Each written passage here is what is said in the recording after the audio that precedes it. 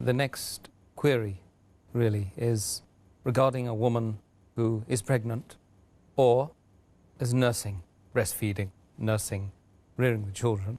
Why are they exempted? According to the verse of the Quran in Surah Baqarah, chapter number 2, verse number 185, that if a person is ill and traveling, he can make up his prescribed periods of day of fasting later on. So most of the fuqahas, most of the scholars, they say that these women who are pregnant and breastfeeding, they come under the category of those who are ill. So therefore, if they want, they can abstain from fasting. But there are clear-cut Sahih hadith in which the Prophet has exempted these women from fasting.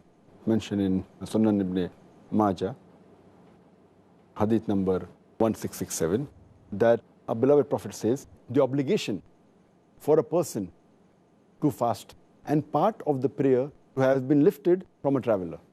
And the obligation for fasting has been lifted from a lady who's pregnant and who's breastfeeding. Our beloved Prophet ﷺ also said, it's mentioned in Sunan Nisa'i, in the book of fasting, hadith number 2274, that Allah subhanahu wa ta'ala has relieved the traveler from fasting and half his prayer, and Allah subhanahu wa ta'ala has relieved the pregnant woman and the woman who's breastfeeding from fasting. So based on these two hadith also, it's clear-cut that the pregnant woman and the women who are breastfeeding, they have been exempted. And the logical reason that one can think is because when a lady, she's pregnant or she's breastfeeding, the food she eats is not only for herself. It's for herself as well as the baby she's carrying or the baby she's feeding. So but natural, if her fasting makes it difficult for her or becomes difficult for a baby, then she's exempted from fasting. But if she's in the early stage of pregnancy, and if she feels, or she's breastfeeding, and if she feels that fasting will not cause any damage to her health and will not cause a damage to the baby, then she should fast.